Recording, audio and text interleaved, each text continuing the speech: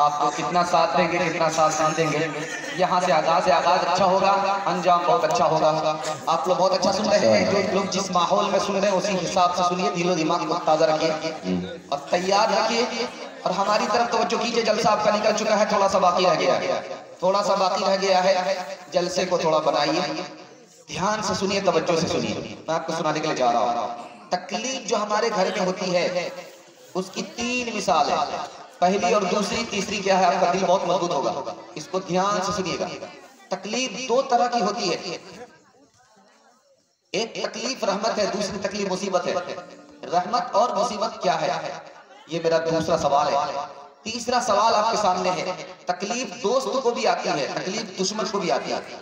दोस्त को अल्लाह तकलीफ में क्यों डालता, ये मेरा तीसरा सवाल है। और आखिरी सवाल है कि अल्लाह तकलीफ से हमें निकालना चाहता है, लेकिन हम तकलीफ में अपने आप को डाल रहे हैं।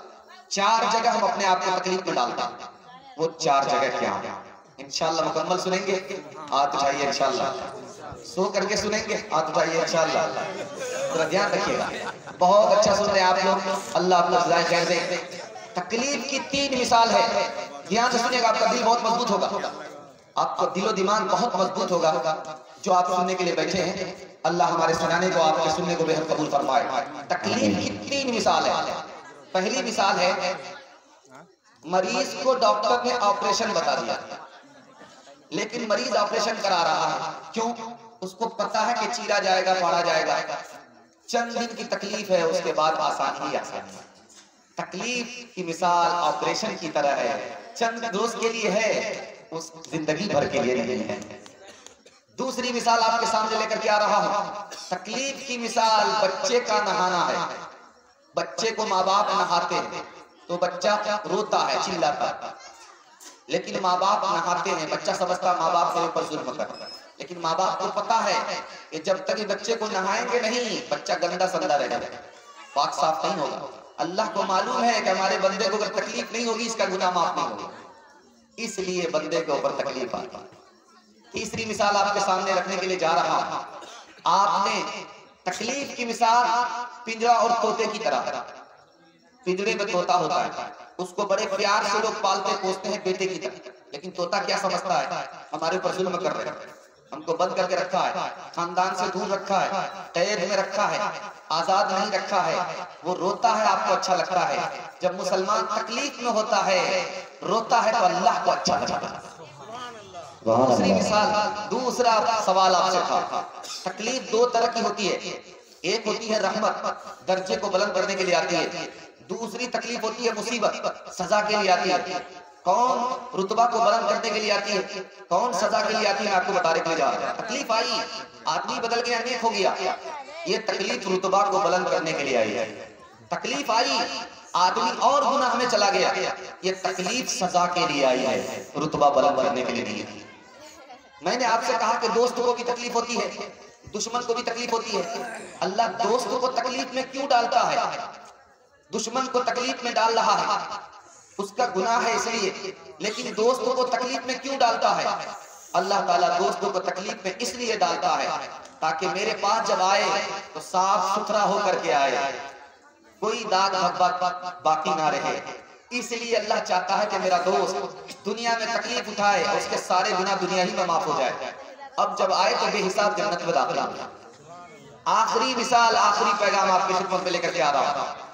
आपके घर से तकलीफ निकल जाएगी, 4 बातों पर आप ध्यान दीजिएगा। अपनी मर्जी से नहीं जीना है, खुदा की मर्जी पर जीना है। आपके घर से तकलीफ निकल जाएगी, दुनिया की मोहब्बत दिल से निकाल दीजिए, आपके घर से तकलीफ निकल जाएगी। और आमदनी पर नजर मत रखिए, खर्चा पर नजर रखिए। जो आप कमा रहे हैं, जो पैसा आ रहा है उस पर ध्यान मत दीजिए, जो पैसा आपके पास है खर्च करने पर ध्यान दीजिए। थोड़ा पैसा है थोड़ा खर्च कीजिए, ज्यादा पैसा है ज्यादा खर्च कीजिए। खर्च को फूक फूक करके कीजिए, अल्लाह आपकी तकलीफ को दूर कर दे। आखिरी बात बताने के लिए जा रहा हूं। इस दुनिया में तकलीफ से निकलना है, सुकून हासिल करना है। कैसे आपको सुकून मिलेगा? अल्लाह करे कि ये जलसा कबूल हो, आप कबूल हो। सुकून कैसे मिलेगा? आप इस दुनिया में अपने से नीचे लोगों को देखिएगा, अपने से ऊपर लोगों को मत देखिएगा।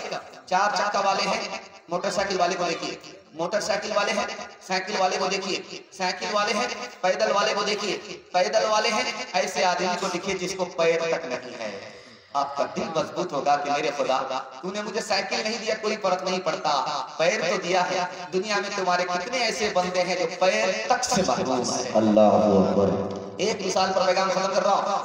बादशाह ने वजीर से कहा कि जो सबसे अच्छी सब्जी है बाजार से खरीद करके लाओ, उसे खिलाओ।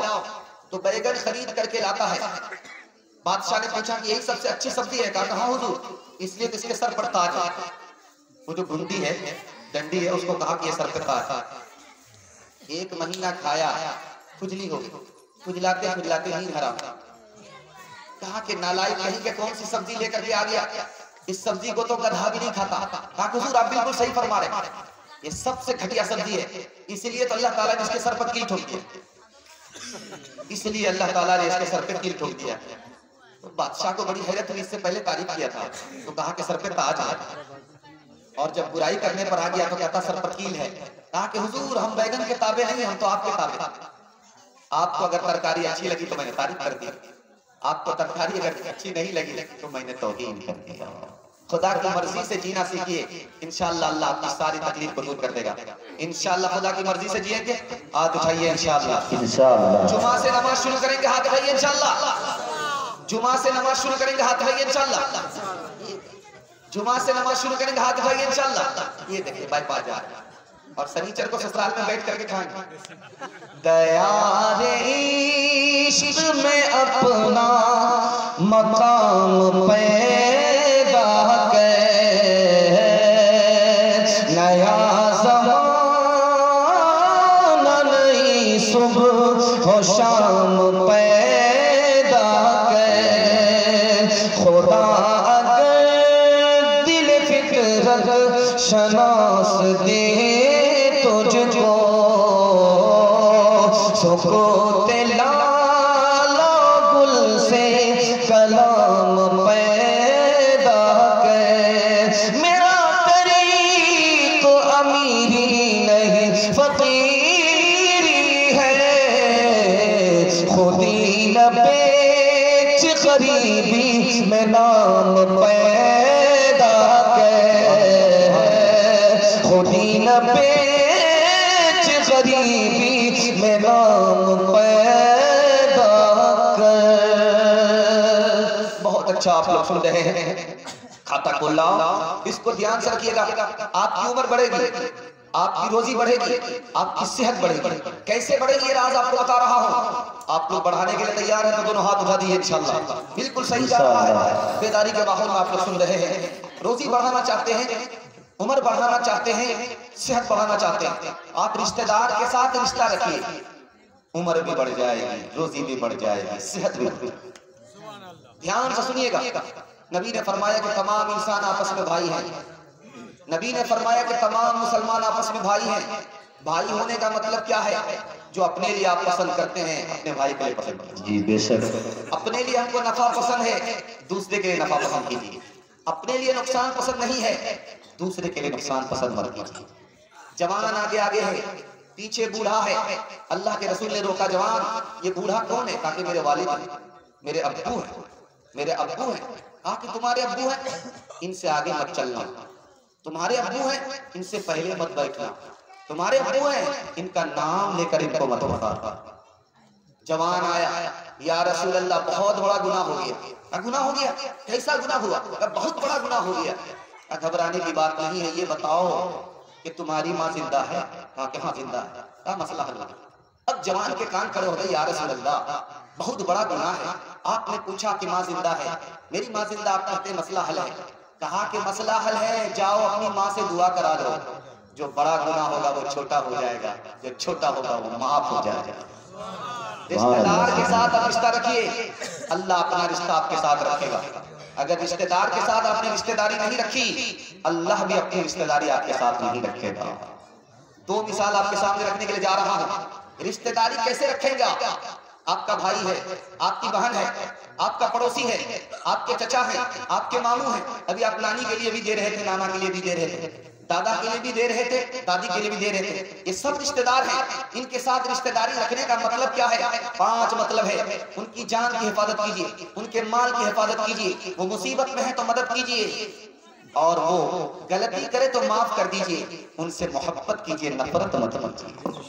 तीन मिसाल दे रहा हूँ, पैगाम को खत्म कर रहा हूँ, जरा ध्यान से सुनिएगा। नूह अलैहिस्सलाम से अल्लाह ने कहा, ऐ नूह मिट्टी का बर्तन बनाओ। बनाने लगे।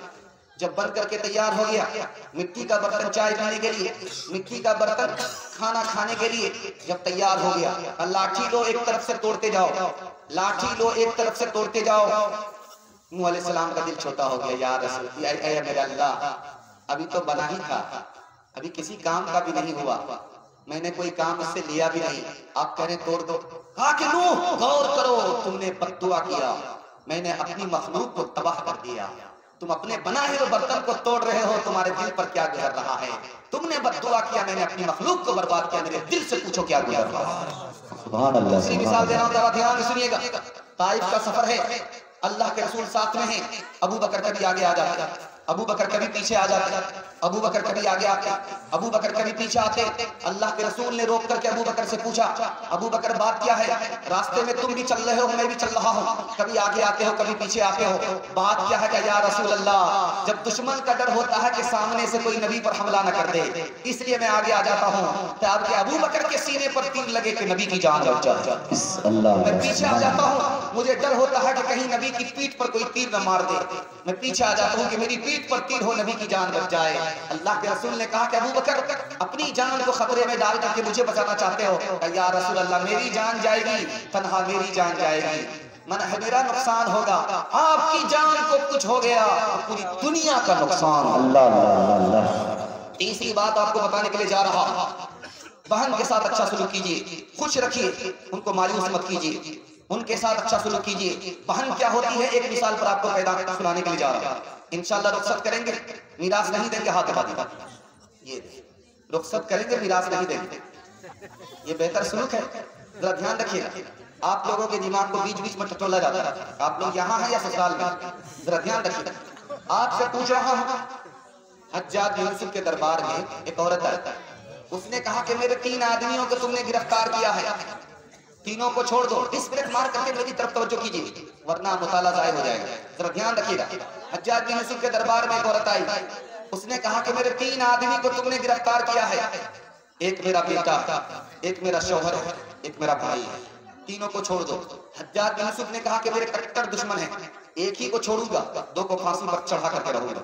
अब तुम्हारे इख्तियार है कि जिसको छोड़ाओ, जिसको फांसी के हवाले करो। अब उस औरत का कितना सख्त इम्तिहान होगा, किसको फांसी के हवाले करे, किसको छुड़ाए। उसने सोच करके फैसला लिया, कहा कि मेरे भाई को छोड़ो। बेटे को फांसी हो गई, शौहर को फांसी हो गई। अब पूछा जा रहा, हज्जाज बिन यूसुफ ने पूछा, ए औरत, कितनी सख्त औरत है तू, तूने बेटे को नहीं बचाया, भाई को बचाया, तूने शौहर को नहीं बचाया, भाई को बचाया। उस औरत का जवाब सुनिए और आंख से पट्टी हटाइए, कल के बाद आप अपनी बहन के साथ कर्म कीजिए, सितम मत कीजिए। उस औरत ने कहा कि हज्जाज, तूने कहा था कि एक ही आदमी को बचाना है, मैं जवान हूं, मेरी शादी हो जाएगी, मुझे शौहर मिल जाएगा, खुदा मेहरबान हुआ तो मुझे बेटा भी मिल जाएगा, लेकिन मेरे माँ बाप मर चुके हैं, भाई नहीं आएगा। सुभान अल्लाह। आखिरी मिसाल पर पैगाम खत्म कर रहा हूँ, बड़ी उम्मीद से इस पैगाम को खत्म कर रहा हूँ, जरा ध्यान से सुनिएगा। 2 भाई हैं, एक कुंवारा है, दूसरा शादीशुदा है। माँ बाप का इंतकाल हो गया, दोनों ने खेती बांट लिया, 50 बोझे एक के हिस्से में आए, 50 बोझे एक के हिस्से में आए। गेहूं की खेती किया, बांट लिया बराबर बराबर, 50 बोझे एक के हिस्से में, 50 बोझे एक के हिस्से में। जब बांट करके दोनों अपने घर आए तो बड़े भाई को ख्याल होता है, यार तुमने अपने छोटे भाई के साथ अच्छा नहीं किया, बराबर बराबर बांट दिया। वो अभी कुंवारा है, उसको शादी करनी है, उसको लंबा खर्चा है, उसको बढ़ा करके देना चाहिए। खरबूजा खरबूजे को देख करके रखना पड़ता। आप किसी के लिए अच्छा सोचिए, वो आपके लिए अच्छा सोचिए। छोटा भाई के दिल में ख्याल आता है कि मैंने अपने बड़े भाई के साथ अच्छा नहीं किया, बराबर बराबर बांट दिया। मैं तो सिंगल हूँ, मेरा आधा खर्चा है, वो तो फैमिली वाला है, बच्चे वाला है, ज्यादा खर्चा है, उसको बढ़ा करके देना चाहिए। अब देखिए दिमाग में तरकीब आ रही है, दिमाग में तरकीब आ रही है कि चुपके से जाऊंगा, अपने हिस्से का बोझा उठाऊंगा, अपने भाई के हिस्से में डाल दूंगा, उसका हिस्सा बढ़ जाएगा, उसको खबर भी नहीं होगी। इसके दिल में भी वही ख्याल आता है, मैं चुपके से अंधेरे में जाऊंगा, अपने हिस्से का बोझा उठाऊंगा, अपने भाई के हिस्से में बढ़ा करके दे दूंगा, उसका हिस्सा बढ़ जाएगा, उसको खबर भी नहीं होगी। जब ये अपने हिस्से का बोझा इधर डाल रहा है, वही बोझा पलट करके इधर आ रहा है। जब ये अपने हिस्से का बोझा इधर डाल रहा है, वो बोझा पलट कर इधर आ रहा है। ये लोग करीब आकर के देखेंगे हो क्या रहा है, तब समझ में आया है वो ये मेरा बड़ा भाई है, मेरे हिस्से को बढ़ाने के लिए आया है, ये मेरा छोटा भाई है, मेरे हिस्से को बढ़ाने के लिए आएगा। तो दोनों भाई ने कहा कि भाई जब दिल एक है, नेक है, तो आज के बाद चूल्हा अलग नहीं होगा, एक होगा। खबर हदीसों में जिसकी आई, वही ज़माना अब आ रहा है। खबर हदीसों में जिसकी आई, वही ज़माना अब आ रहा है। ज़मीं भी तैबर बदल रही है, फलक भी आंखें दिखा रहा है। भाई का भाई रहेगा रहज़न, हकीकी बेटी है माँ की दुश्मन। बेसर ने छोड़ा बेदर का दामन, बहन को भाई सता रहा है। खबर हदीसों में जिसकी आई, वही ज़माना अब आ रहा है। मुसलमान तरक्की कैसे करेगा, ये बड़ा प्यारा मुताला आपकी खिदमत में लेकर के आ रहा हूं। मुसलमान को तरक्की नहीं है, अफसोस है। तरक्की कैसे करेगा, ये राज आपको बताने के लिए जा रहा हूं। आप लोग मुकम्मल तरक्की करेंगे, हाथ उठा दिए इंशाअल्लाह। बदला लेके माफ नहीं करेंगे, हाथ उठाइए इंशाअल्लाह। खैर माशाअल्लाह, किस ब्रेक मार रहे, अल्लाह का शुक्र है आपने बेदारी के साथ सुन ले। मैं आपको सुनाने के लिए जा रहा हूं, मुसलमान कहां पहुंच गया। पूरे हिंदुस्तान में 40% लोग जाहिल हैं। पूरे हिंदुस्तान में 40% लोग जाहिल हैं। मुसलमानों में 62% मर्द जाहिल है। मुसलमानों में औरत में 72% औरत जाहिल है। मुसलमानों के 100 में 5 बच्चे स्कूल पढ़ने और मदरसा पढ़ने के लिए आ रहे हैं। मुसलमानों का ये हाल है। मुसलमानों को नौकरी कितनी मिल रही है, रेलवे में 2% नौकरी है, IAS में 2% नौकरी है, IPS में 2% नौकरी है, इससे ज्यादा नहीं है। मुसलमान तिजारत कितना फीसद कर रहा है, सिर्फ 13%। मुसलमान कारीगर कितना है, काम और मटेरियल कितना तैयार करता है, कारखाना कितना है, सिर्फ 5%। ये है मुसलमानों का हाल। अब सुनाने के लिए जा रहा हूँ मुसलमान कैसे तरक्की करेगा। मैं आपको बता रहा हूँ, आप अपने बच्चे के ऊपर मकान दुकान पर ध्यान से ज्यादा उनकी तालीम पर ध्यान दीजिए। बच्चे के पास इल्म आएगा, सारी तरक्की आपको मिलेगी। बच्चा इल्म से महरूम होगा, सारी तरक्की आपकी चली जाएगी। इल्म में अपने बच्चे को आगे बढ़ाना इंशाअल्लाह, हाथ उठाइए। दूसरी बात आपको बताने के लिए जा रहा हूं, आप घर के झगड़े से जब तक नहीं निकलेंगे आपको तरक्की नहीं होगी। भाई का झगड़ा, पड़ोसी का झगड़ा, माँ बाप का झगड़ा, रिश्तेदार का झगड़ा, इन झगड़ों से जब तक आप नहीं निकलेंगे आपको तरक्की नहीं होगी। और दूसरी बात, खानदान में दूसरा आदमी अगर पीछे जाए उसको उठाना होगा, मदद करनी पड़ेगी। जब आप गिरेंगे तो वो आपको उठाएगा, जब वो गिरा है तो आप उसको उठाइए, इसके बगैर आपकी तरक्की नहीं हो सकती। 3 कौम पूरे हिंदुस्तान में तरक्की कर रही है। एक कौम का नाम है मरवाड़ी, दूसरी कौम का नाम है मेहता, तीसरी कौम का नाम है गुज्जर। 3 कौम सिर्फ तरक्की कर रही है, बाकी लोग तरक्की नहीं कर रहे। मुसलमान तरक्की नहीं कर रहा है। राज क्या है, मरवाड़ी में कोई अगर नीचे गिरता है सब लोग उसको मदद करके संभालते हैं। मरवाड़ी में कोई भी नीचे गिरता है सब लोग उसको संभालते हैं। और मुसलमान में कोई अगर ऊपर जा रहा है सब लोग उसको खींच करके नीचे करते हैं। इसलिए मुसलमान को तरक्की नहीं, मरवाड़ी को तरक्की है। दूसरी बात, मुसलमान का झगड़ा अगर घर में होता है तो घर में बैठ करके हल नहीं होता, अदालत चला जाता है, इसलिए मुसलमान को तरक्की नहीं है। मरवाड़ी के यहाँ अगर झगड़ा होता है तो घर में बैठ करके हल हो जाता है, अदालत नहीं जाता, इसलिए तरक्की है। 2 मिसाल पर पैगाम खत्म कर रहा हूँ, इसको ध्यान से सुनिएगा। मुसलमान की मस्जिद है, हनफी आया नमाज पढ़ने के लिए। मुसलमान की मस्जिद है, सलफी आया नमाज पढ़ने के लिए। आमीन कहा है किसी ने जोर से, आमीन कहा है किसी ने आहिस्ता से। सलाम के बाद ये मुसलमान उससे टकरा गया, वो मुसलमान इससे टकरा गया। ये उससे सवाल करने लगा तुमने जोर से आमीन क्यों नहीं कहा, वो इससे सवाल करने लगा तुमने आहिस्ता से आमीन क्यों नहीं कहा। दोनों में झगड़ा हो गया। अभी ये मुल्क आजाद नहीं हुआ है। मार्च नाम का अंग्रेज है, उसकी अदालत में मुकदमा आया, उसको 5 मिनट तक समझ में नहीं आया कि आमीन जमीन का नाम है, मकान का नाम है, दुकान का नाम है, किसका। वकीलों ने जब बहस किया तब पता चला कि आमीन दुआ का नाम है। दुआ पर झगड़ा हुआ है, एक मस्जिद में झगड़ा हुआ है, 2 मुसलमानों का झगड़ा हुआ है। तो मार्च ने फैसला लिखा, उस फैसले को सुना करके आंख से आपकी पट्टी हटा रहा हूं। अगर आपस के झगड़े से नहीं निकलेंगे, आपको कल भी तरक्की नहीं थी, आज भी तरक्की नहीं होगी, आइंदा कभी तरक्की नहीं होगी। तरक्की करना है तो घर के झगड़े से निकलना होगा, मसलक के झगड़े से निकलना होगा। बरेलवी भी मुसलमान है, देवबंदी भी मुसलमान है, सलफी भी मुसलमान है, हनफी भी मुसलमान है। इस्लाम की बुनियाद पर एक हो जाइए, कलमे की बुनियाद पर एक हो जाइए, उसको भी तरक्की होगी। उसने लिखा कि आमीन की 3 किस्में हैं। एक आमीन आहिस्ता से कहना, ये भी हदीस से साबित है। एक आमीन जोर से कहना, ये भी हदीस से साबित है। एक आमीन फितना उठाने के लिए जोर से आमीन कहना, आहिस्ता आमीन कहना, ये हदीस से साबित नहीं है। ये हनफी भी गुनहगार है, ये सलफी भी गुनहगार है। इन दोनों को सजा ये दी जाती है कि जेल में डाला जाए, और जब तक जनाजा उठ न जाए जेल से बाहर न निकाला। आखिरी मिसाल पर पैगाम खत्म कर रहा हूं। आज मुसलमानों का हाल क्या हो गया, बहुत बदतर हाल है।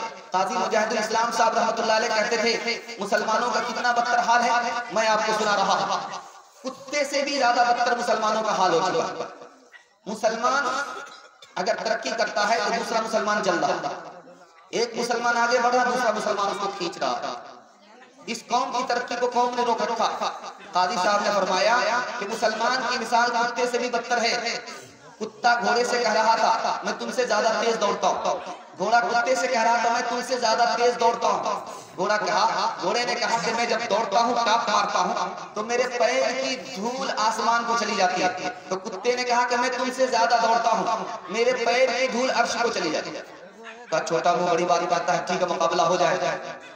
इस बस्ती से जलसा की बस्ती से मुकाबला करना है, दौड़ना है। खुरियाल जो पास करेगा वो जीत जाएगा, जो पीछे रह गया वो हार जाएगा। तो घोड़ा दौड़ करके खुरियाल पहुंचा, पलट करके देख रहा है कि कुत्ता आ रहा कि नहीं आ रहा। इस बस्ती का कुत्ता, जलसे का कुत्ता जलसे ही में बैठा हुआ, दौड़ने का नाम नहीं ले रहा। तो घोड़े ने कहा कि बड़े बड़े दावे करते हो, जब दौड़ने की बात आती तो हिम्मत हार करके बैठ जाते हो। कहा यार मैं तुमसे परेशान नहीं हूँ, मैं तो अपनी कौम से परेशान हूँ, मैं तो तुम्हें 2 मिनट में पीछे कर दूंगा। मैं जैसे ही जलसा का कुत्ता जलसा से दौड़ूंगा, खुरियाल पहुंचूंगा, खुरियाल का कुत्ता मुझे रोक लेगा कि बेटा बॉर्डर क्रॉस कर रहे हो, पासपोर्ट दिखाओ। मुसलमानों बताओ तो तुम्हें अपनी खबर कुछ है, तुम्हारे क्या मदारिज रह गए, इस पर नजर कुछ है। अगर कुछ है तो सोचो दिल में भी इसका असर कुछ है। हरीफों की तालीबा इसे सोचे जिगर कुछ है। तुम्हें मालूम है कुछ रह गए हो, क्या से क्या हो गए, किधर आ निकले हो रहा है, तरक्की से जुदा हो गए। ध्यान से सुनिएगा, आप लोग कुछ ज्यादा थके हुए हैं, आपको थकाना नहीं चाहता हूँ। तीसरा पैगाम शबे बारात के हवाले से सुनाने के लिए जा रहा हूँ। शबे बारात आ रही है, उसमें जा करके अल्लाह को राजी करना, तौबा करनी है, दिन दुनिया दोनों की भलाई हासिल करनी है, तो दोनों हाथ उठाइए इंशाअल्लाह। शबे बारात आ रही है, इसके हवाले से आपको पैगाम देने के लिए जा रहा हूँ। ध्यान से सुनिएगा जो मैं आपको सुनाने के लिए जा रहा हूँ, इसको बहुत ध्यान से सुनिएगा, ध्यान से सुनिएगा जो मैं आपको सुनाने के लिए जा रहा हूँ। हर इंसान के 3 ही दिन हैं। एक दिन गुजर गया, वो आएगा नहीं, उससे नसीहत पकड़। एक दिन जो गुजर रहा है यही अपना, इसको गनीमत समझना। एक दिन आने वाला है, उसकी गारंटी नहीं है।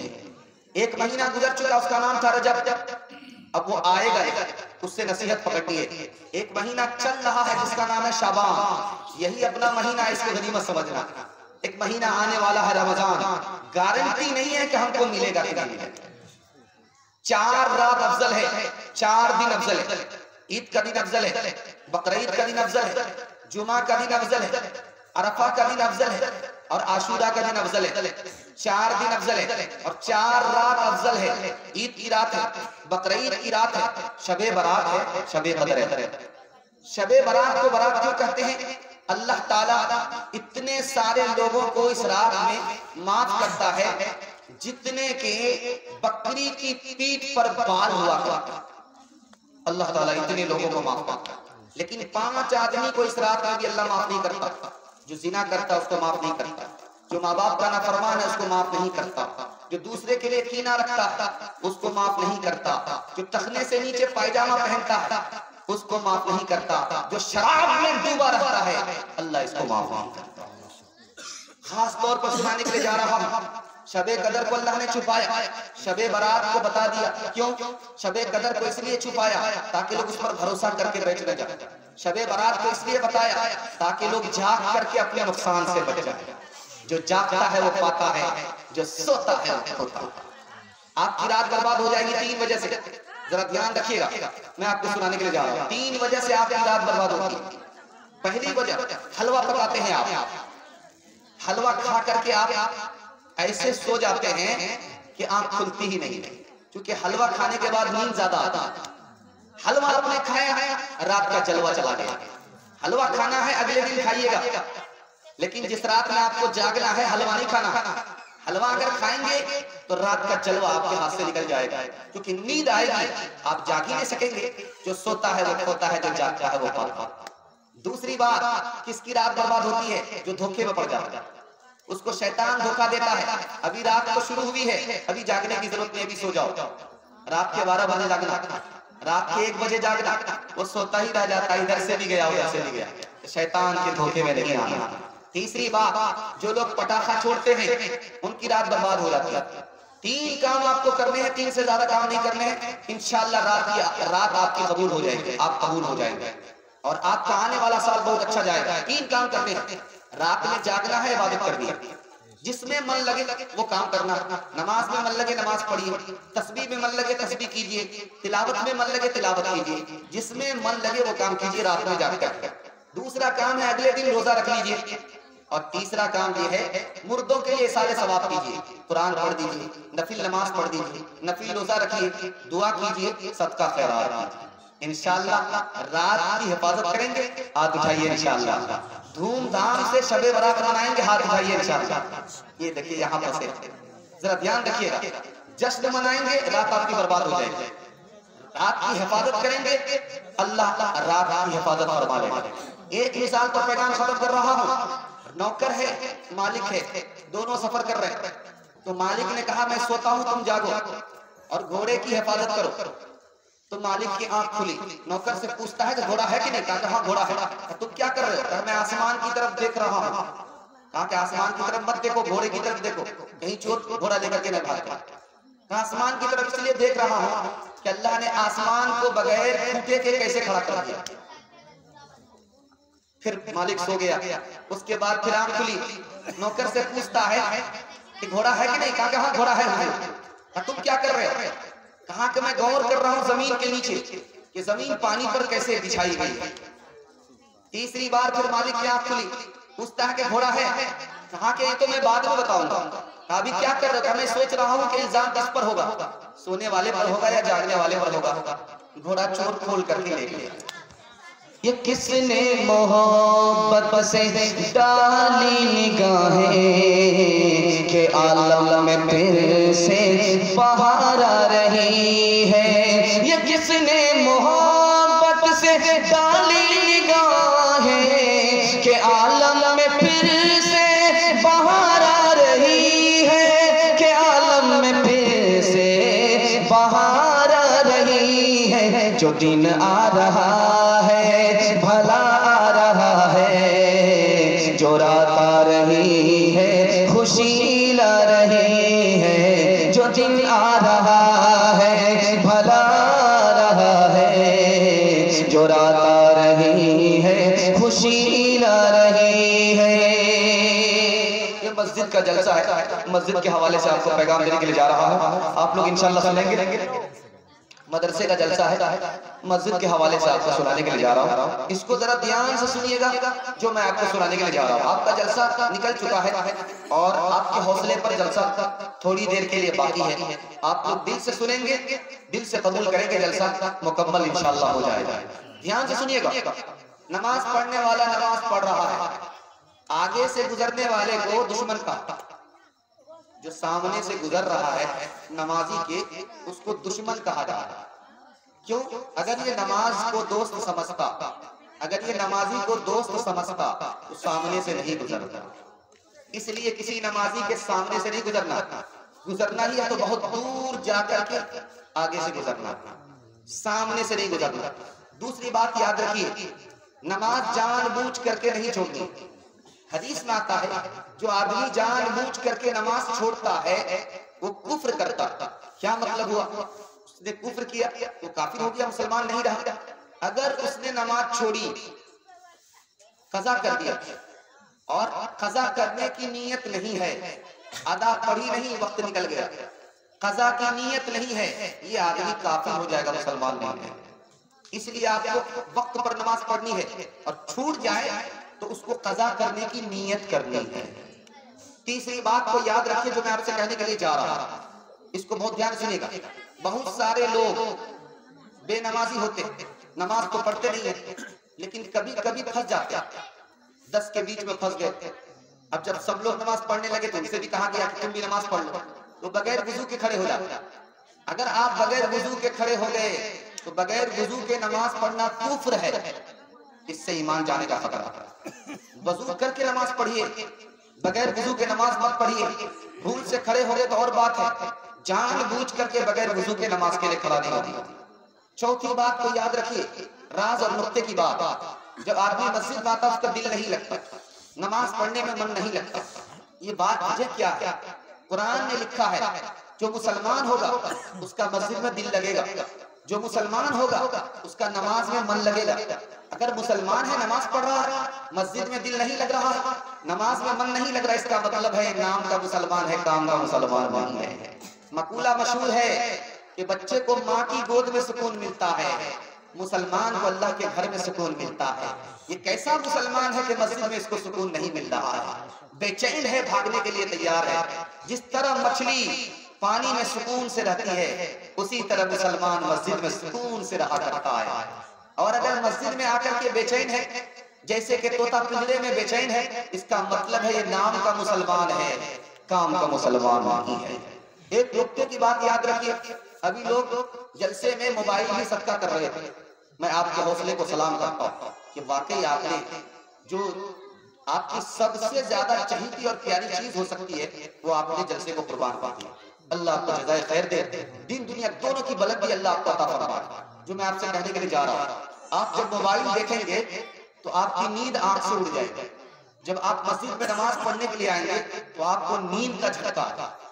ऐसा क्यों होता है? आप खुसूसन जुमा के दिन देखेंगे, आप जब नमाज पढ़ने के लिए आइएगा, इमाम खुतबा देने के लिए खड़ा हुआ है तो आपको झटका आता, नींद आता। लेकिन जब आप मोबाइल देखते हैं तो नींद आपकी उड़ जाती है। ये राज आपको बताने के लिए जा रहा हूं। जब आदमी मोबाइल देखता है तो उसकी आंख से सुकून चला जाता है, नींद चली जाती है। क्यों?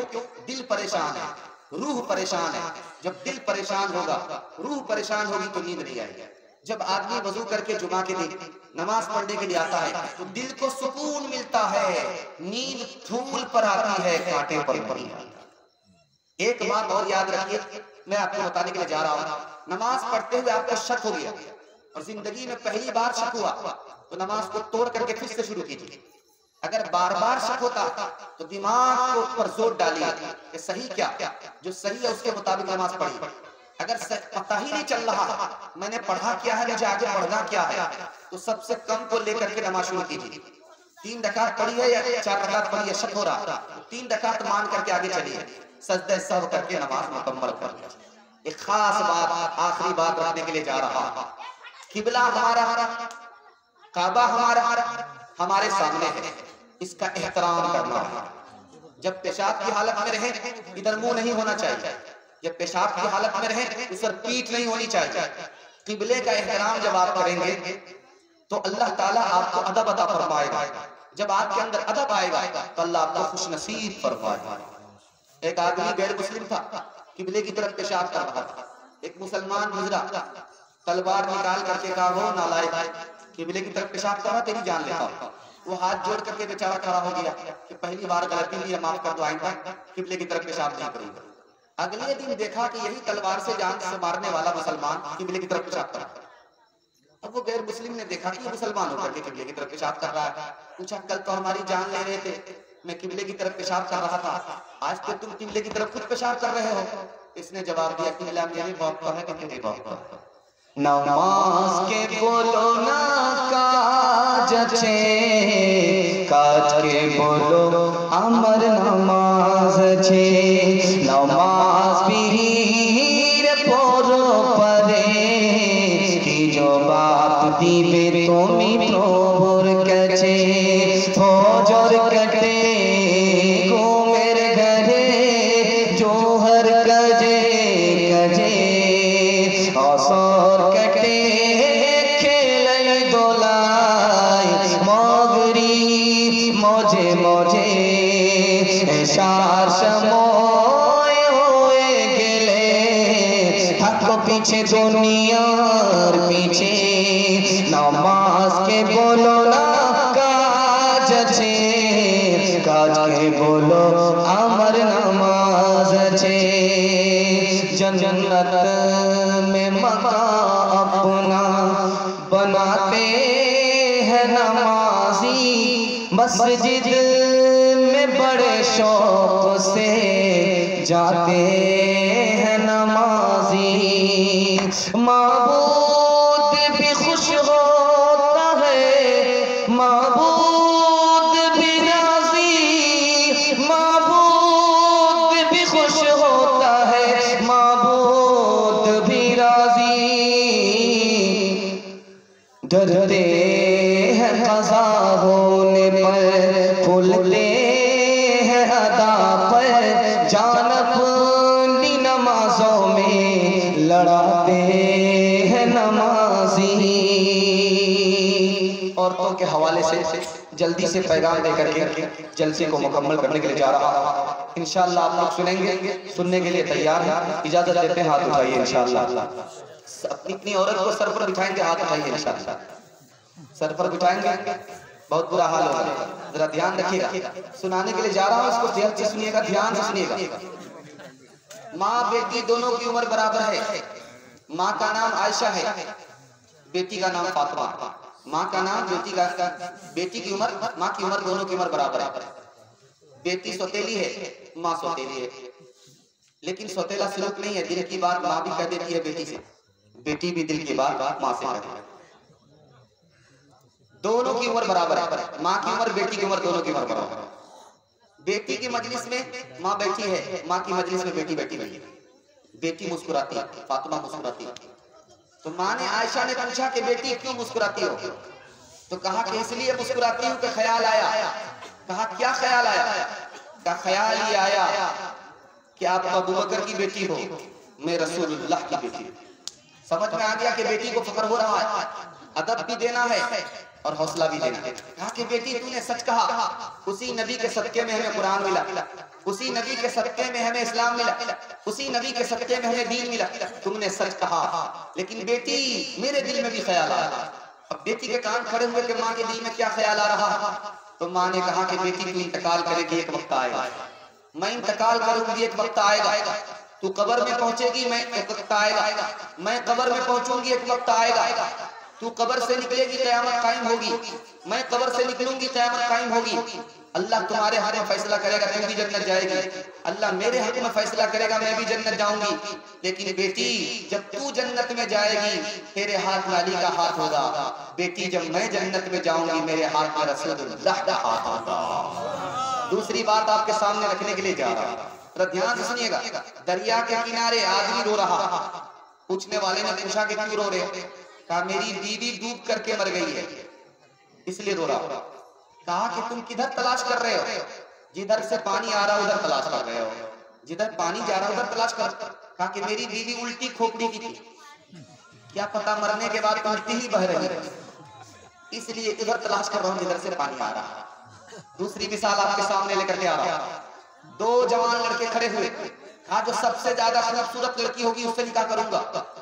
दूसरा लड़का कहता है जो सबसे ज्यादा सीरत वाली लड़की होगी, इल्म वाली लड़की होगी, दीनदार होगी, उससे निकाह करूंगा।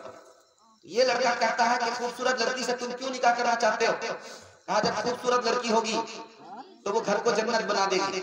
तो ये लड़का कहता है जो खूबसूरत लड़की होती है वो काम धंधा में जीरो होती है, उससे काम धंधा होता नहीं। कहा कि ठीक है तजर्बा कर लो।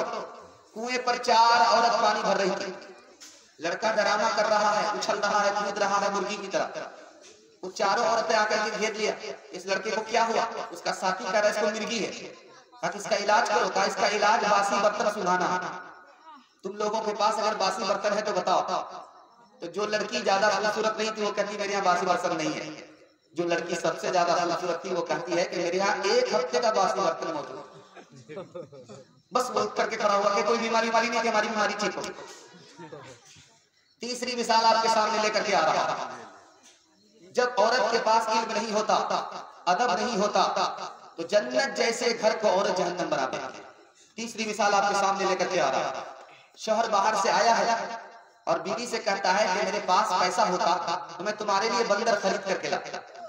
पैसा ही नहीं बचा। तो बीवी कहती इसमें अफसोस की कोई बात नहीं है, सबसे बड़े बंदर तो मेरे लिए आप। चौथा और आखिरी नमूना आपके वक्त में लेकर के आ रहा है, इसको ध्यान से सुनिएगा। बादशाह को 4 बीवी है। बादशाह पता करना चाहता है कि कौन सी बीवी पढ़ी लिखी है, कौन सी जाहिल है। एक बीवी के पास जाता है कि सुबह हो रही? कहा कि हाँ सुबह हो रही है। कैसे पता चला? लालटेन की रोशनी धीमी पड़ी, इससे पता चला सुबह हो रही है। बादशाह बड़ा खुश हुआ, पढ़ी लिखी है। दूसरी औरत से पूछा कि सुबह हो रही? कहा कि हाँ हो रही है। कैसे पता चला? मुंह में पान था, मजा बदल गया। बड़ा खुश हुआ कि ये भी नफीस मिजाज रखती है, पढ़ी लिखी है। तीसरी बीवी से पूछा कि सुबह हो रही? कहा कि हाँ हो रही है। कैसे पता चला? नाक में जो नथ थी वो ठंडी पड़, इससे पता चला कि सुबह हो रही है। बड़ा खुश हुआ। अब चौथी बीवी जो सबसे ज्यादा जाहिल थी, उसके पास जाकर के कहता सुबह हो रही? कहा कि हाँ हो रही। कहा कैसे? पेशाब आ रहा है, पखाना आ रहा है, इससे पता चलता।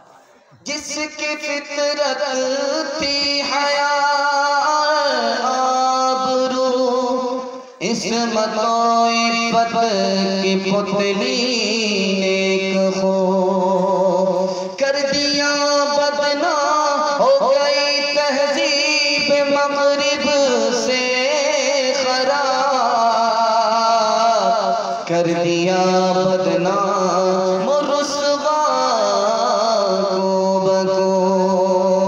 इलाही माँ बहनों बेटियों को दीनदारी दे। इलाही माँ बहनों बेटियों को दीनदारी दे। इलाही इस नई नई पौध दो फसले बहारी दे।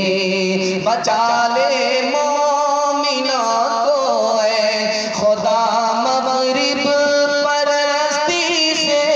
बचा ले मोमिना को ऐ खुदा मग़रिब परस्ती से। बचा ले, बचा इस शम्मा को बादे फना की चीरदस्ती से। आखिरी नमूना आपकी खिदमत में तेजी के साथ आ रहा है, सुना रहा हूं, दिल से इसको सुनिएगा, दिल से कबूल कीजिएगा। औरतों के हिस्से का जलसा मुकम्मल हो जाएगा। शादी का मौका था, सब लोग रो रहे थे, एक आदमी मगर हंस रहा था। छोटा बच्चा देख रहा था, उसने कहा कि अब्बा हुजूर शादी का मौका है, लड़की रुखसत हो रही है, सब लोग रो रहे हैं लेकिन एक आदमी हंस रहा था। तो बाप ने बेटे से कहा कि बेटा कौन हंस रहा? कहा कि दूल्हा बाबू हंस रहा। सब लोग रो रहे हैं लेकिन जो दूल्हा है वो हंस रहा। कहा कि बेटा रुखसती का मौका है इसलिए सारे लोग रो रहे हैं, हम लोग आज रो रहे हैं, इस दूल्हा जो आज हंस रहा है इसको जिंदगी भर रोना, इसको हंसने। दूसरी मिसाल आपके सामने लेकर के आ रहा है। शादी कर लिया, बीवी से कहता है कि मछली मत पकाना, बीवी से कहता है गोश्त मत पकाना, दाल ही पकाओ, हमारे यहाँ दाल के अलावा कुछ और ना पका। इतना बड़ा बखील था, इतना बड़ा कंजर था। अब औरत कमजोर हो गई, उसके भाइयों ने कहा कि बात क्या है कि तुम कमजोर हो गई? कहा कि कंजर है, मछली नहीं खिलाता है, कंजर है, गोश्त नहीं खिलाता, बखील है। गोश्त नहीं खिलाता है, खत्म कर दे। बखील है, कंजर है, गोश्त नहीं खिलाता है, मछली नहीं खिलाता है, इसलिए कमजोर हो गए। अच्छा इलाज कर दे। नींद की गोली को गिलास में घोल करके बीवी से कहा कि शौहर को पिला दिला। जब उसे पिला दिया तो नींद में बेहोश हो गया। अब भाई उसके आए और उसको कफन पहना दिया और सब लोग काला काला लिबास पहन करके कोड़ा लेकर के खड़े हो। जब उसकी आंख खुली तो देखता है ये तो कफन है। ये लोग कहते हैं कि तुम मर चुके हो और हम तुम्हारा हिसाब किताब लेने के लिए। ये बताओ कि तुम मछली खाते थे कि नहीं? तो कहा कि नहीं खाते। दूसरे से कहा इसको लगाओ 40 कोड़े। मछली क्यों नहीं खाता? जब 40 कोड़े पड़े तो इसकी बाप से भेंट हो गई। दूसरा पूछता है कि तुम गोश्त खाते थे कि नहीं खाते? कहा कि नहीं खाते। लगाओ इसको 40 कोड़े। 40 कोड़े पड़े तो बेहोश हो गया। उसके बाद ये लोग चले गए। जब वो होश में आया तो बीवी ने कहा क्या करें, आज कौन सा खाना पकाए? दाल पकाएं? कहा नहीं नहीं नहीं नहीं, अल्लाह की पनाह, दाल कभी मत पकाना, मैं बाजार से मछली लेकर के आ रहा हूँ, गोश्त लेकर के आ रहा हूँ। तीसरी मिसाल आपके सामने लेकर के आ रहा हूँ। जब औरत दीनदार होती है तो घर को जन्नत बना दिया करती है। मिसाल लेकर के आ रहा हूँ। शौहर की नीयत खराब है, उसके दिल में फतूर है, दूसरी शादी का इरादा होता है। बीवी को पता है कि ये दूसरी शादी करने के लिए जा रहा है, नया कपड़ा पहना है, खुशबू लगाई है और जुमा की तैयारी के बहाने से जा रहा है निकाह पढ़ने के लिए। तो बीवी ने कहा कहाँ जा रहे हैं? निकाह पढ़ने के। कहा कि नमाज़े जुमा पढ़ने के लिए जा रहे हैं। कहा कि एक काम करो कि गिलास में पानी है, पीना ही था कि 3 दिन के लिए सो गया। जब सो करके उठा, वजू करके फिर जाने लगा तो बीवी ने कहा कहाँ जा रहे हैं? जुमा पढ़ने के लिए। कहा जुमा नहीं एतवार है, 3 दिन से सो रहे हो, नींद की गोली घोल करके खिला दिया इसलिए सो रहे हो। अपनी शादी का इरादा बदल दो वरना जहर की गोली खिलाएंगे, इकट्ठे कयामत को उठोगे, इससे पहले उठने का नहीं। आखिरी मिसाल पर पैगाम को खत्म कर रहा हूं। माहौल कुछ ऐसा आपके जलसे का बन चुका है, इसकी वजह से आपको कुछ इस मौजू पर मुझे लाना पड़ रहा है। तीसरी और आखिरी मिसाल पर पैगाम को खत्म कर रहा हूं। जलसे में बीवी आई, उसने देखा कि बच्चे की दस्तारबंदी हुई, उसको शौक हुआ कि मुझे तो औलाद है नहीं। शौहरी से कहती हूँ कि तुम हाफिज बन जाओ, जब तुम्हें दस्तार मिलेगी तो मुझको भी इज्जत मिलेगी। तो बीवी शौहर से कहती है कि तुम हाफिज बन जाओ। कहा कि बूढ़ा तोता क्या सीखेगा, हमसे नहीं होगा, हम हाफिज नहीं बन सकते। तो कहा कि हमें पता है कि कैसे तुम हाफिज बनोगे। हाफिज बनो, मैं तुम्हें इनाम दूंगी। तो कहा क्या इनाम दोगी? तो कहा अगर तुम हाफिज बन जाओगे तो तुम्हारी हम दूसरी शादी करा देंगे। अगर तुम हाफिज बन जाओगे तो हम तुम्हारी दूसरी शादी करा देंगे। अब क्या था, रात दिन एक करके 6 महीना में हाफिज कुरान।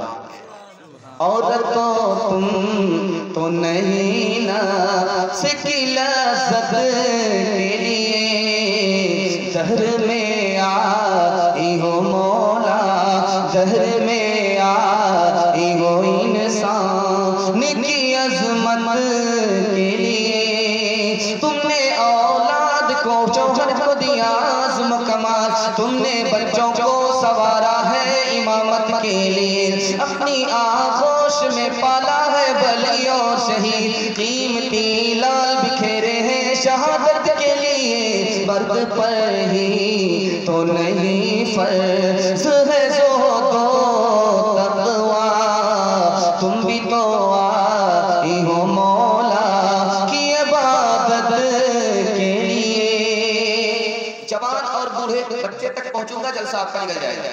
10 मिनट का जलसा रुका हुआ है, इंशाअल्लाह आप लोग कुर्बान होंगे, वो भी कुर्बान हो जाएगा। हाथ उठाइए इंशाअल्लाह। बच्चों के हवाले से सुना रहा हूं, इसको बहुत ध्यान से सुनिएगा। बादशाह बैठा हुआ है, खुतबे में जवान मस्जिद के मिंबर पर खुतबा दे रहा है। जवान बादशाह पूछता है कि ये लड़का कौन है? ये अपने खानदान का है? कहा तुम्हारे खानदान का नहीं है, ये गुलाम है। कहा कि गुलाम होकर के मस्जिद के मिंबर पर खुतबा दे रहा है। कहा कि इल्म की वजह से गुलाम को अल्लाह ने सरदार बना दिया, इसलिए खुतबा दे रहा है। दूसरी मिसाल सुनिएगा, मैं सुनाने के लिए जा रहा हूं। बाप से बेटा शिकायत कर रहा है कि मैं फलां मदरसे में नहीं पढ़ूंगा, उस्ताद ठीक नहीं है, फलां मदरसे में नहीं पढ़ूंगा, उस्ताद ठीक नहीं है। तो बाप ने बेटे से कहा कि बेटा अगर तुम इस तरह करोगे कि ये उस्ताद ठीक नहीं, वो उस्ताद ठीक नहीं, वो तो अपनी जगह पर ठीक रहे या गलत रहे, वो अपनी जगह पर है, तुम इल्म से महरूम हो जाओगे। कोई भी खरीदार जब दुकान में पहुंचता है तो पैसा लेकर के पहुंचता है। जब पैसा होता है तो उसको सौदा मिलता है, पैसा नहीं होता तो सौदा नहीं मिलता। उसी तरह आलिम के पास जब तक आदमी मोहब्बत से न पहुंचे उसको इल्म नहीं मिलता। तीसरी बात को याद रखिए, एक आदमी दौड़ा दौड़ा आया, अपने गधा को खूंटे से बांध दिया, एक बच्चा उस पर सवार हो गया। वो आदमी कहता कि तुम मेरे गधे पर क्यों बैठे?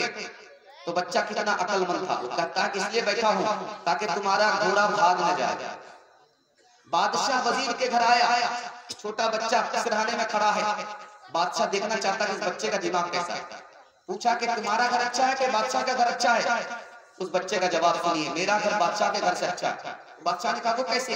इसलिए कि इस वक्त बादशाह मेरे घर में है, मेरा घर बादशाह के घर से अच्छा है। तीसरी मिसाल पर पैगाम खत्म कर रहा हूं। बच्चा उस्ताद से पूछता है कि आप हमको क्यों मारे? हमारी तो कोई गलती नहीं है, आपने क्यों हमको मारा? उस्ताद का जवाब सुनिए। उस्ताद ने कहा कि इसलिए मारा कि तुम आगे बड़ा इंसान बनोगे और दूसरे पर जुल्म मत करना। जब जुल्म करोगे तो तुमको नुकसान होगा और तुम्हारा दिन बुरा होगा। मैंने तुम्हें सबक दिया कि खामखा जब मैंने तुम्हारे ऊपर जुल्म किया तुमको एतराज हुआ, तुम खामखा दूसरे पर जुल्म मत करना, बड़ा बनने वाले, इसलिए मैंने बगैर गलती के तुम्हें मारा। बच्चे का बाप उस्ताद के पास आकर के कहता है सबका बच्चा तरक्की कर गया, मेरा बच्चा जहां का था वहीं रहा, बच्चा तरक्की नहीं किया। उस्ताद ने कहा कि तुम्हारे बच्चे की अकल कम थी, तुम्हारे बच्चे की इस्तेदाद कम थी, इसलिए जहां का था वहीं रहा। हालांकि मैंने सब पर मेहनत किया, इस्तेदाद नहीं थी इसलिए बच्चा गधा का गधा ही रहा। गधे पर बैठ करके आदमी मक्का चला जाए तो जाने वाला तो हाजी होगा, लेकिन जो गधा मक्का देख करके आया वो हाजी नहीं होगा। जो कंडम बच्चा होता है, जो कमजोर बच्चा होता है, इसको मदरसे में दाखिल किया जाता है। जो सबसे ज्यादा चालाक ज़हीन बच्चा होता है इसको स्कूल में दाखिल किया जाता है। अब बताइए जो कंडम को, जो अपने बोझ को खुद नहीं उठा पा रहा है, उसको कैसे सहारा दिया जाए? तीसरी और आखिरी मिसाल पर पैगाम को खत्म कर रहा हूं। एक बच्चे के साथ ज्यादा सख्ती हो रही है, बाकी बच्चे के साथ नरमी हो रही है। उसका बाप आया शिकायत लेकर के कि मेरे बच्चे के साथ ज्यादा सख्ती क्यों करते हो और बच्चे के साथ नरमी करते हो, हमारे बच्चे के साथ सख्ती करते हो। कहा कि तुम्हारा बच्चा बादशाह बनने जा रहा है, बाकी लोगों का बच्चा बादशाह नहीं बनेगा। तुम्हारे बच्चे के साथ सख्ती इसलिए करते हैं ताकि ये अच्छा से अच्छा आदमी बने, इस पर कोई उंगली ना उठाए, उसका कोई ऐब ना निकाले, इसलिए सब बच्चे से ज्यादा तुम्हारे बच्चे पर सख्ती करता है। उस्ताद आपके बच्चे को बनाता है, उस्ताद को खुश रखिए, उस्ताद पर एतराज मत कीजिए। उस्ताद पर जितना आप मेहरबान होंगे आपकी औलाद पर उस्ताद उतना मेहरबान होगा। मिसाल देकर के अपनी बात को खत्म कर रहा हूं। दो भाई हैं, एक ने स्कूल में तालीम हासिल की, मास्टर बना, दूसरा बच्चा मदरसे में दूसरा भाई मदरसे में इल्म हासिल करता है, आलिम बना। दोनों भाई मुनाजरा कर रहा है। एक भाई कह रहा है यार तो जहां था वहीं रहा, मैं कहां से कहां पहुंच गया। जो मास्टर था उसने कहा मैं कहां से कहां पहुंच गया, तो आलिम का आलिम बदना और लोटा उठाने वाला ही रहा, इससे आगे नहीं बढ़ सका। उस भाई ने जवाब दिया यार तुम मास्टर बने हो, तुम्हारे पास दौलत आई, कारून की मीरास आई, मैंने इल्म हासिल किया, कुरान हासिल किया, नबी की मीरास आई, अब बताओ कि फजीलत तुम तो है या फजीलत हमको है। 1600 ईस्वी में अंग्रेज इस मुल्क में आया, 1700 ईस्वी में उसने हिंदुस्तान में झंडा गाड़ दिया, 1740 में उसने वो 4 स्टेट का गवर्नर बन गया था, 1772 में अंग्रेज के खिलाफ जिहाद का फतवा दिया गया, 1757 में नवाब सिराजुद्दौला अंग्रेज के खिलाफ लड़ा, 1764 में मीर कासिम अंग्रेज के खिलाफ लड़ा, 1799 में टीपू सुल्तान अंग्रेज के खिलाफ लड़ते हुए शहीद हो गए। 1857 में अंग्रेज ने 3 लाख कुरान के नुस्खे जला डाले, 52,000 उलमा को फांसी पर चढ़ा दिया, 10,000 से ज्यादा मदरसे पर बिल्डोजर चलाया। इस्लाम कैसे बाकी रहा, मैं आपको ये राज बता रहा हूँ। मदरसे की तरफ ध्यान दीजिए, मदरसे के ऊपर एहसान कीजिए। मदरसे से आपको 4 फायदा होता है, मदरसे का 4 एहसान है। बताइए कि अंग्रेज ने 3 लाख कुरान के नुस्खे जला डाले, 52,000 उलमा को फांसी दी, 10,000 से ज्यादा मदरसे बंद कर दिए, फिर ये दीन कैसे बाकी रहा? आलिमों की वजह से बाकी रहा। आलिम ने अपने बच्चे को इल्म दिया, उसने अपने बच्चे को इल्म दिया, अंग्रेज ने कुरान जलाया, मदरसे को खत्म किया, आलिम को फांसी पर चढ़ाया, ये दीन बाकी रहा इसी मदरसे की वजह से बाकी रहा, इन्हीं मदरसे के आलिमों की वजह से बाकी रहा। अगर ये मदरसा बाकी नहीं होगा, आपके लिए निकाह हलाल नहीं होगा, निकाह में कोई औरत हलाल नहीं होगी। अगर ये मदरसे बाकी नहीं रहेंगे तो आप इंसान नहीं रहेंगे। और यही मदरसा बाकी है कि आपके बच्चे को मुफ्त तालीम मिलती है। इंशाअल्लाह मदरसे के खिलाफ नहीं जाएंगे, मदरसे को ताबून करेंगे, मदरसे की ताज़ीम करेंगे और मदरसे में अपने बच्चे को भेज करके तालीम दिलाएंगे इंशाअल्लाह। हाथ उठाइए। जब गुलिस्तां को खून की जरूरत पड़ी, सबसे पहले ही गर्दन हमारी कटी। जब गुलिस्तां को खून की जरूरत पड़ी, सबसे पहले ही गर्दन हमारी कटी। जब गुलिस्तां को खून की जरूरत पड़ी, सबसे पहले ही गर्दन हमारी कटी। फिर भी कहते हैं मुझसे ये अहले वतन, ये वतन है हमारा तुम्हारा नहीं। तेरा इतिहास है खून में लकड़ा हुआ, तो अभी तक है दुनिया में पिछड़ा हुआ। तूने इंसान को इंसान जाना कभी, तूने अपनों को अपना न माना कभी। अपने अंदर जरा झांक मेरे वतन, अपने ऐबों को मत ढांप मेरे वतन। जवानों के हवाले से सुना रहा हूं, ध्यान से सुनिएगा। जलसा बिल्कुल खत्म हो गया, मैं तो डर गया था, घबरा गया था कि पता नहीं आप लोग किस हाल में सुनेंगे, जलसे का क्या हाल होगा। अल्लाह आपको जज़ाए खैर दे। आप बैठ गए तो बैठ गए, सुन लिया और आपने जलसे की हिफाजत कर ली। मैं आपका मेहमान था, आप हमारे मेजबान थे, मेजबानी का आपका हक अदा कर दिया। दिल से दुआ करता हूँ अल्लाह आपको खुशहाल फरमाए, आपकी बीमारी को दूर फरमाए, आपके बाल बच्चों को अल्लाह कामयाब किया। ध्यान से सुनिएगा, मैं आपको सुनाने के लिए जा रहा हूँ, जवानों के हवाले से सुना रहा हूँ। यूसुफ अलैहिस्सलाम बाप से जुदा, बाप रो रहे हैं दो वजह से। पहली वजह यह है कि यूसुफ अलैहिस्सलाम को जो हुस्न मिला था जन्नती हुस्न था, जब यूसुफ जुदा हुए तो जन्नत जुदा हो गई, इसलिए रो रहे थे। और दूसरी वजह रोने की ये थी कि मेरा बेटा किस हाल में होगा, उसका ईमान सलामत है कि नहीं है, इसलिए रो रहे थे। दूसरी बात याद रखिए, यूसुफ अलैहिस्सलाम को सामने रखिए, अल्लाह आपको इज्जत देगा, इज्जत की चोटी पर ले जाएगा।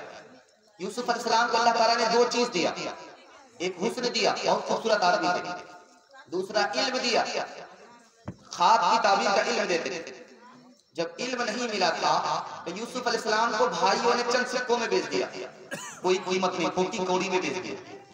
जब यूसुफ अलैहिस्सलाम को हुस्न के साथ इल्म मिला तो यूसुफ अलैहिस्सलाम को सोने पर तौल करके खरीदा गया। जब इल्म के साथ हुस्न मिलता है तो हुस्न की कीमत में इजाफा होता है, बगैर इल्म के इंसान की कोई कीमत नहीं। तीसरी बात को याद रखिए, यूसुफ अलैहिस्सलाम जिस कुर्ता को पहनते थे उसके तीन कारनामे थे। उस कुर्ते को उतार करके भाइयों ने खून में भिगाया, बाप को दिखाया कि भेड़िए ने तुम्हारे बेटे को खा लिया, धोखा दिया। उसी कुर्ता का दूसरा कमाल देखिए, जुलेखा ने कहा कि यूसुफ गुनहगार है, यूसुफ ने कहा कि जुलेखा गुनहगार है।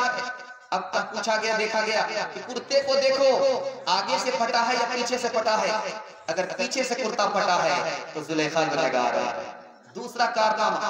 तीसरा कारनामा देखिए, बाप का रोते रोते बुरा हाल हो गया, आंख की रोशनी चली गई। यूसुफ अलैहिस्सलाम को जब पता चला तो कहा कि वही कुर्ता उतार करके मेरे बाप के चेहरे पर डाल देना, जो बीनाई चली गई है वो वापस आ जाए। यूसुफ अलैहिस्सलाम जेल में है, अफसर ने तारीफ किया कि आपसे मुझे मोहब्बत है, मुझसे मोहब्बत मत करना, मेरी फूफी ने मुझसे मोहब्बत किया था, मेरे ऊपर चोरी का इल्जाम आया, मेरे बाप ने मुझसे मोहब्बत किया था, मुझको कुएं में डाला गया, जुलेखा ने मुझसे मोहब्बत किया, मुझको जेल में डाल दिया गया। मोहब्बत करनी है तो अल्लाह से मोहब्बत करो, किसी और से।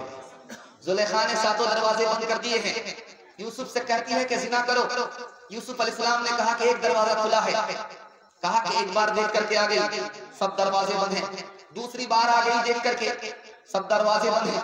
तीसरी बार आ गई देख करके सब दरवाजे बंद हैं।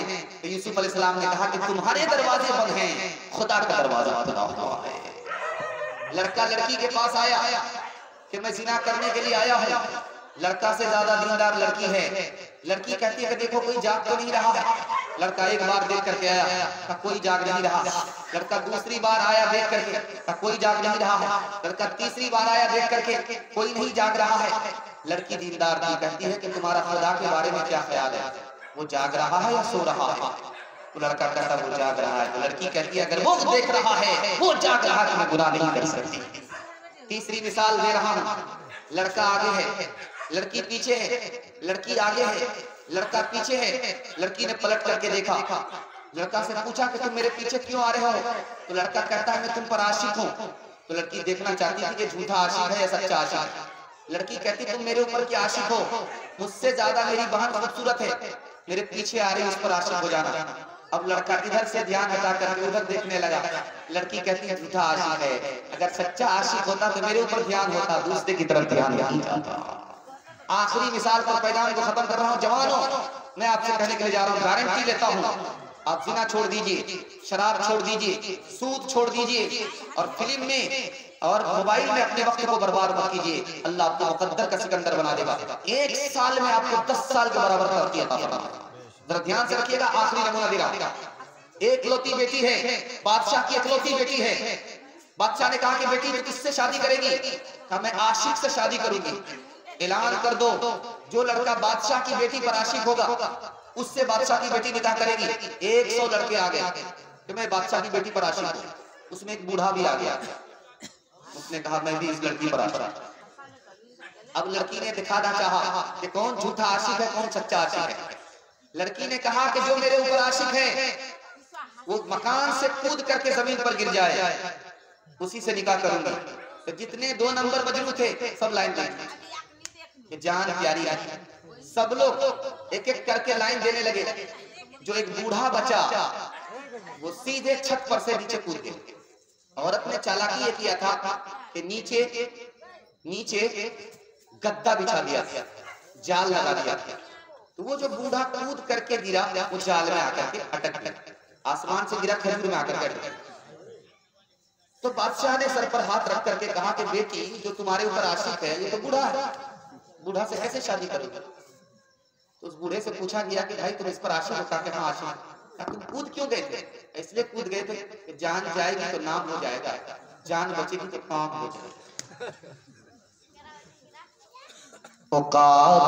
उकाबी रूह जब बेदार होती है जवानों में, नजर आती है उनको अपनी मंजिल आसमानों में। न हो नौमीद नौमीदी ज़वाले इल्म इरफां है, न हो नौमीद नौमीदी ज़वाले इल्म इरफां है। उम्मीद मर्द मोमिन है खुदा के राज़दानों में। नहीं तेरा नशीमन कसर सुल्तानी के गुंबद पर, तो शाही है बसेरा कर पहाड़ों की चट्टानों में। सबब पड़ फिर सदाकत का, सबब पड़ फिर सदाकत का, अदालत का, शुजाअत का, लिया जाएगा तुझसे काम दुनिया की इमामत का। लिया जाएगा तुझसे काम दुनिया की इमामत का। जलसा निकल गया। 3 मिनट का आखिरी पैगाम है, इजाजत हो तो सुनाते हाथ उठाइए इंशाअल्लाह। बिल्कुल जलसा आपका निकल गया है, अल्लाह आपको जज़ाए खैर दे। आखिरी पैगाम दे रहा हूं। जाहिल में, बाबरची में और मौलवी में झगड़ा हुआ। बाबरची ने कहा कि मौलवी से अच्छा बाबरची होता है। मौलवी ने कहा कि मौलवी आलिम होता है, बाबरची जाहिल होता है, मौलवी से बढ़कर के बाबरची कैसे हो सकता? तो बाबरची ने क्या कहा वो सुनने के लायक है और हम सब के लिए बहुत बड़ी इबरत। बाबरची ने कहा कि बाबरची से मौलवी अच्छा इसलिए नहीं है कि बाबरची को शादी में बुलाया जाता है और मौलवी को मरकी में बुलाया जाता है। वो गम में आता है और मैं खुशी में आता हूँ, इससे बेहतर मैं हूँ, मुझसे बेहतर मैं। दूसरी मिसाल को जरा ध्यान रखिएगा। तोता, मोर और कौवा दोनों एक जगह थे। तो आदमी ने कहा कि ऐसा कैसे हो सकता है? कौवा कौवे की जगह होता है, मोर मोर की जगह होता है, कौवा और मोर एक जगह कैसे है? तो कहा कि ढेला मार करके देखो, कुछ न कुछ पता चल जाएगा। तो देखा कि ये भी लंगड़ा है, वो भी लंगड़ा, लंगड़ा बने ने दोनों को एक जगह जमा कर। जरा ध्यान से रखिएगा। तीसरा नमूना आपकी खिदमत में लेकर के जवान आया बादशाह के दरबार में, सुई को गाड़ा, धागा लेकर के उठा करके फेंका, नाके से धागा पास हो गया। इधर से लोगों ने ताली बजाई, उधर से लोगों ने ताली बजाई। वाह साहब क्या करतब दिखाया। सुई को गाड़ करके धागा फेंका और उसकी नाक से धागा पास हो गया। इधर से ताली बजी, उधर से ताली बजी। बादशाह ने कहा कि इसको 10 रुपया इनाम दो और 10 जूते मारे। अब लोगों के कान खड़े हो गए कि 10 रुपया इनाम में मिल रहा, करतब दिखाया, तो समझ में आ रहा इसको 10 जूते क्यों मारे जाएगा। तो बादशाह ने कहा कि फजूल काम में इसने वक्त बर्बाद किया। अगर पढ़ने लिखने में अपना वक्त बर्बाद करता तो ये भीख देने वाला होता, भीख भिखमंगा नहीं होता। इसलिए 10 जूते मारे। ध्यान से सुनिएगा, मैं आपको सुनाने के लिए जा रहा हूं। आप लोग नबी की सुन्नत पर खड़े हो जाइए, नबी की सुन्नत को जिंदा कीजिए, इंशाल्लाह आपको अल्लाह इज्जत देगा। इस दुनिया में उस दुनिया में इंशाल्लाह दाढ़ी रखेंगे हाथ उठाइए, बुढ़ापे में रखेंगे हाथ उठाइए, बीवी से पूछ करके रखेंगे हाथ उठाइए। जरा ध्यान रखिएगा, दाढ़ी को जिंदा कीजिए। एक आदमी आया कहने लगा कि दाढ़ी सुन्नत नहीं है। आलिम से कहने लगा कि दाढ़ी सुन्नत नहीं है। तो आलिम ने कहा कि वो कैसे? कहा कि जब बच्चा पैदा हुआ था तो चेहरे पर दाढ़ी नहीं थी, इसलिए दाढ़ी सुन्नत नहीं। समझ में आ गया आलिम को, एक नंबर का जाएगा। तो उस आलिम ने कहा कि जिस वक्त बच्चा पैदा हुआ था तो मुंह में दांत भी तो नहीं था, दांत बाद में तोड़ करके पोपला बन जाता। पांचवी मिसाल आपके सामने लेकर के आ रहा है, इसको बहुत ध्यान से सुनिएगा जो आपको सुनाने के लिए जा रहा हूं। बादशाह ने ख्वाब देखा है कि मेरे मुंह के सारे दांत गिर गए। ख्वाब में देखा कि दांत के साथ मुंह के सारे दांत गिर गए। ख्वाब बताने वाले को बुलाया कि क्या मतलब हुआ? मैंने ख्वाब देखा है मुंह के सारे दांत गिर गए। तो बताने वाले ने कहा कि आपका सारा खानदान आपके सामने हलाक हो जाएगा। नालायक कहीं का, कैसी खबर सुनाया, जेल में डाला। दूसरे को बुलाया, दूसरे से कहा मैंने ख्वाब देखा है कि मुंह में जितने दांत थे सब बाहर निकल गए। कहा कि हुजूर बहुत अच्छा ख्वाब है। कहा कैसे? कहा कि तमाम खानदान में सबसे बड़ी उम्र आपकी होगी। ये ख्वाब का मतलब है। वो भी वही मतलब था लेकिन सलीके से ताबीर नहीं दे सका। ये भी वही मतलब था, सलीके से ताबीर दिया, इसका मुंह मीठा हो गया, इनाम दिया गया। उसने सलीके से उसको पेश नहीं किया, जेल में डाला गया। आखिरी मिसाल पर पैगाम को खत्म कर रहा हूं, ध्यान से सुनिएगा। अपने वक्त को बर्बाद मत कीजिए। मैं गारंटी लेता हूं 4 चीज जाने के बाद वापस नहीं आती।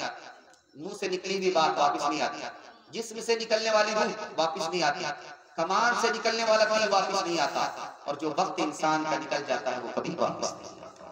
इसलिए अपने वक्त को बर्बाद करने से बच जाइए। अल्लाह आपको आबाद रखेगा, मुबारकबाद रखेगा। आखिरी मिसाल पर पैगाम खत्म कर रहा हूं।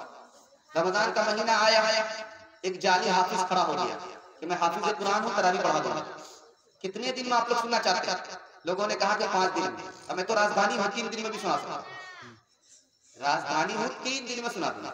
तो लोगों ने कहा कि जल्ले तू जलाल इस बलागत का बढ़िया है, 3 दिन में सुन लेंगे। वो 3 दिन में खत्म करके बैठ गया। तो पीछे एक आदमी सूरह यासीन उसको याद किया। उसने कहा कि हाफिज साहब कुरान खत्म हो गया, काफा खत्म हो गया 3 दिन में। मैं राजधानी हूं, मैंने रफ्तार से पढ़ दिया, कुरान खत्म हो गया। इसमें सूरह यासीन तो नहीं आई, ताकि तुमने सही कहा।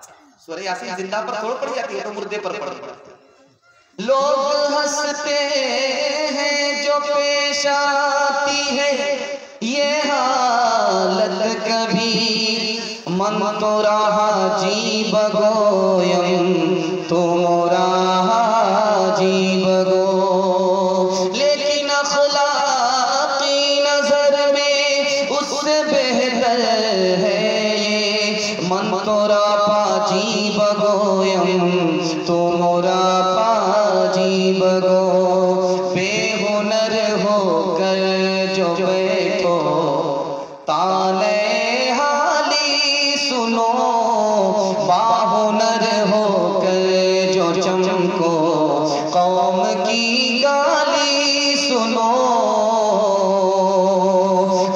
तो पीरे तरीक़त ने यही दी है सलाह, हमको तो पीरे तरीक़त ने यही दी है सलाह, हमको तो पीरे तरीक़त ने यही दी है सलाह, हमको तो पीरे तरीक़त ने यही दी है सलाह। किस्से मंसूर देखो और कव्वाली सुनो, दरस था यकसां मगर वो तो मसीही रहे, तुझ पे मजहब के बस शैतान का काबू हो गया। एक ही बोतल से पी होटल में दोनों ने शराब, एक ही बोतल से पी होटल में दोनों ने शराब। लुत्फ मस्ती उनको आया और तो उल्लू हो गया, लुत्फ मस्ती उनको आया और तो उल्लू हो गया। तीन काम कीजिए, तीन काम छोड़ दिए, आपका जलसा उम्र भर के लिए अल्लाह कामयाब करेगा। हाथ उठाइए, अल्लाह की बातें करेंगे इंशाअल्लाह, रसूलुल्लाह की तारीफ करेंगे इंशाअल्लाह, मखलूक की खिदमत करेंगे इंशाअल्लाह। तीन काम छोड़ दीजिए, आपके घर में कभी आफत नहीं आएगी। तीन वजह से आफत आती है, गुनाह की वजह से, हराम माल की वजह से, गलत माहौल की वजह से। तीनों से तौबा कर लीजिए, आपके घर आफत नहीं आएगी इंशाअल्लाह। गुनाह नहीं करेंगे, गलत नहीं कमाएंगे, गलत माहौल में नहीं जाएंगे, किताबों से नवाजों से नजर से पैदा।